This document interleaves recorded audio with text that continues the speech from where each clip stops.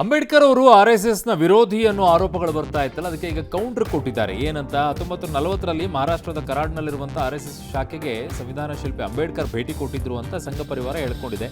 ಸೈದ್ಧಾಂತಿಕ ಭಿನ್ನತೆ ಹೊರತಾಗಿಯೂ ಕೂಡ ಅಂಬೇಡ್ಕರ್ ಆತ್ಮೀಯ ಭಾವನೆಯಿಂದ ನೋಡ್ತಾ ಇದ್ರು ಅಂತ RSS ಸಂವಹನ ವಿಭಾಗ ಹೇಳಿರೋದು.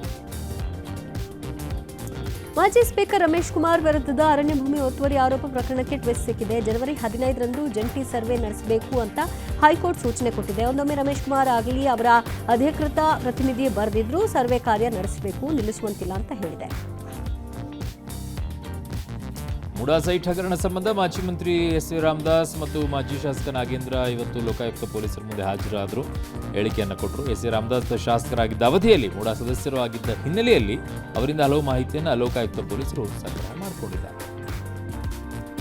ಬಿಲ್ ಪಾವತಿ ಮಾಡಿ ಇಲ್ಲವೇ ದಯಾಮರಣ ನೀಡಿ ಅಂತ ಹರಿಹರದ ಗುತ್ತಿಗೆದಾರ ಸಿಎಂಗೆ ಪತ್ರ ಬರೆದಿದ್ದಾರೆ. ವರ್ಷದಿಂದ ಮಗಳ ಮದುವೆಗೂ ದುಡ್ಡಿಲ್ಲ ಅಂತ ಒದ್ದಾಡ್ತಿದ್ದಾರಂತೆ. ಅತ್ತ ಭದ್ರಾ ಮೇಲ್ದಂಡೆ ನಾಲೆ ಕಾಮಗಾರಿಯ 9.16 ಲಕ್ಷ ಬಿಲ್ ಕ್ಲಿಯರ್ ಮಾಡಲು ಗುತ್ತಿಗೆದಾರನ ಬಳಿ 1.20 ಲಕ್ಷ ಲಂಚ ಪಡಿತಾ ಇದ್ದ ಶಿವಮೊಗ್ಗ ನೀರಾವರಿ ನಿಗಮದ ಸೆಕ್ಷನ್ನ ಆಫೀಸರ್ ಕೊಟ್ರಪ್ಪ ಲೋಕಾಬಲೆಗೆ ಬಿದ್ದಿದ್ದಾರೆ.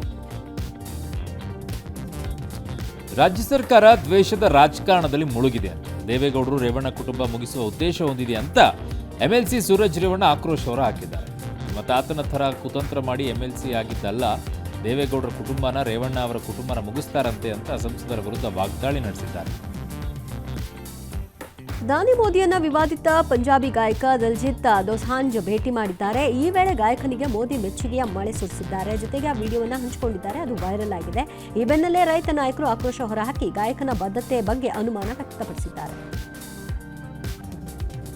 ಪೊಂಜಿ ಹಗರಣದ ಬಿಡಿ ಕ್ರಿಕೆಟಿಗರಿಗೂ ಕೂಡ ತಾಕಿದೆ. 6,000 ಕೋಟಿ ಈಗ ವಂಚನೆ ಎಸಗಿದ್ದ BZ ಗ್ರೂಪ್ನಲ್ಲಿ ಶುಭಂ ಗಿಲ್ ಮತ್ತು ಸಾಯಿ ಸುದರ್ಶನ್, ರಾಹುಲ್ ತೆವಾಟಿಯಾ, ಮೋಹಿತ್ ಶರ್ಮಾ ಸೇರಿ ಹಲವರು ಹೂಡಿಕೆ ಮಾಡಿದರು. ಈ ಸಂಬಂಧ ಕ್ರಿಕೆಟಿಗರಿಗೆ ಗುಜರಾತ್ ಪೊಲೀಸರು ಸಮನ್ಸ್ ಅನ್ನು ಜಾರಿ ಮಾಡಿದ್ದಾರೆ. ಅನಾರೋಗ್ಯದಿಂದ ಬಳಲ್ತಾ ಇದ್ದ ಮಾಜಿ ಕ್ರಿಕೆಟಿಗ ವಿನೋದ್ ಕಾಂಬ್ಲಿ ಚೇತರಿಸಿಕೊಂಡು ಆಸ್ಪತ್ರೆಯಿಂದ ಡಿಸ್ಚಾರ್ಜ್ ಆಗಿದ್ದಾರೆ. ಆಸ್ಪತ್ರೆಯಿಂದ ಹೊರಡುವಾಗ ಟೀಂ ಇಂಡಿಯಾ ಜೆರ್ಸಿ ತೊಟ್ಟಿದ್ದ ಕಾಂಬ್ಲಿ ದುಶ್ಚಟಗಳಿಂದ ದೂರವಿರಿ ಅನ್ನೋ ಸಂದೇಶ ಕೊಟ್ಟಿದ್ದಾರೆ.